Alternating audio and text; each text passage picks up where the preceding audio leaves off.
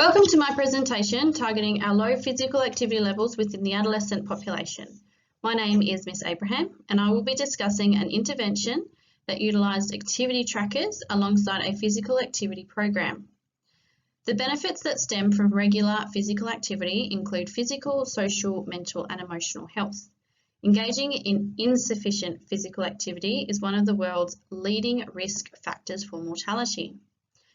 People who engage in low levels of physical activity have an increased chance of developing cardiovascular disease and unhealthy weight gain. The recommendations for daily physical activity is a minimum of 60 minutes of moderate to vigorous physical activity. It is also important to note that large periods of sedentary behaviour can reduce the benefits of the exercise, and so it is important to remain active throughout the day. Regular physical activities such as walking, cycling, doing sports or active recreation provide significant benefits for health. People who are insufficiently active have a 20 to 30% increased risk of death compared to people who are sufficiently active.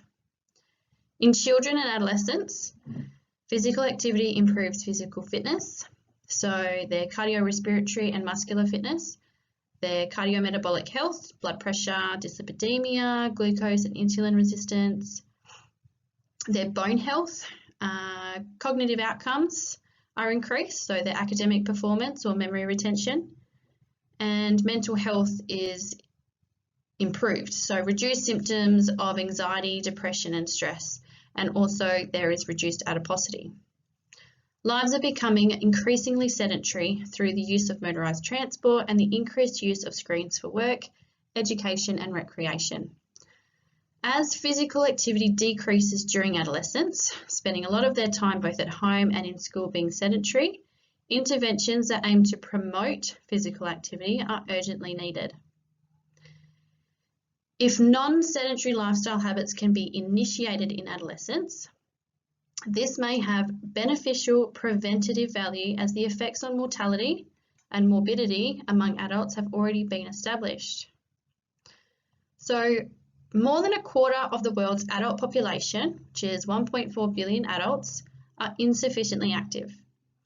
So worldwide, that is 1 in 3 women and 1 in 4 men that do not do enough physical activity to stay healthy. Levels of inactivity are twice as high in high-income countries compared to low-income countries, and there has been no improvement in global levels of physical activity since 2001.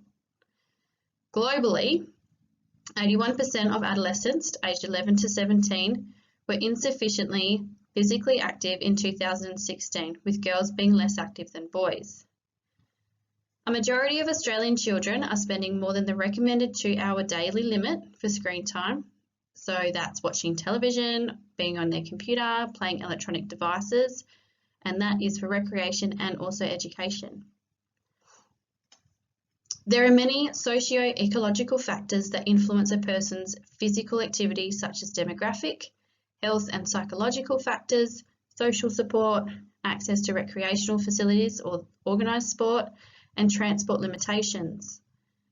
These factors may impact a person's ability or motivation to engage in physical activity, especially within family, community and education contexts.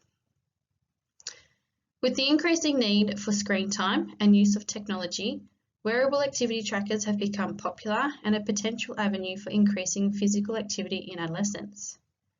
These devices use sensors to track movement and collect biometric data, enable self-monitoring, flexibility and feedback through screen display or the accompanying app.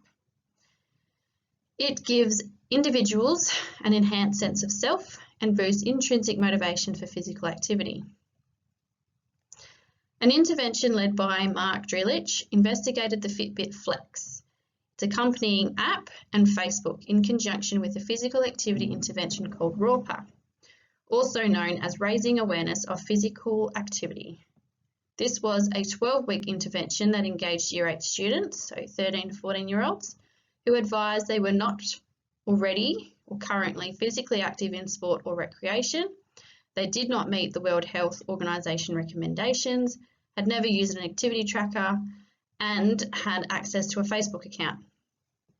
Students received the device and access to the apps, where they were given interactive weekly individual or team missions.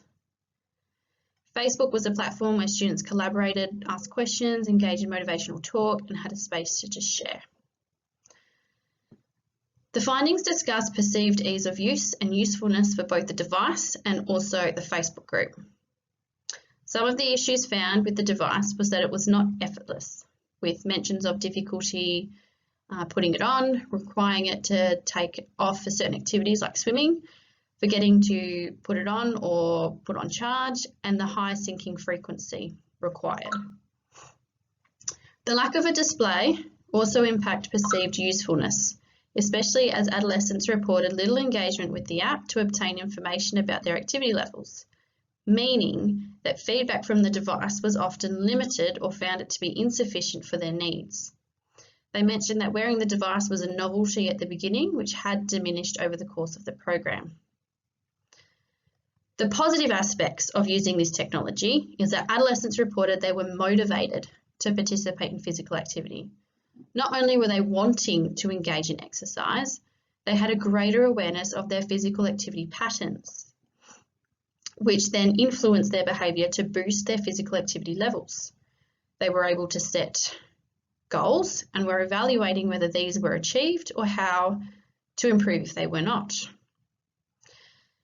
Areas of improvement or avenues worth investigating further are gamification or family and peer support through the use of social media. So involving game structures such as leaderboards, challenges and prizes can create more motivation for adolescents to be actively participating. Also, using a social media platform that they prefer and can choose would also have a positive impact. This intervention was successful in identifying the flaws in using a wearable activity tracker and combining it with a social media platform for adolescents for future physical activity interventions. In conclusion, the adolescent population at a global scale needs to be encouraged and educated to engage in regular physical activity for health and cognitive benefits. The intervention discussed showed that using an activity tracker within a physical activity intervention, such as RAWPA, showed promise to boost intrinsic motivation. However, there were issues that arose regarding the use and features of the tracker, so ensuring the device is cost-effective but meets the user's needs would be required. Involving adolescents that are taking part in the design of the intervention when it comes to choosing a social media platform, the device, goal setting should be considered to increase engagement levels and achieve higher physical activity behaviours. Thank you so much for listening to my presentation. I hope this has given a valuable insight into our adolescents' need for more physical activity.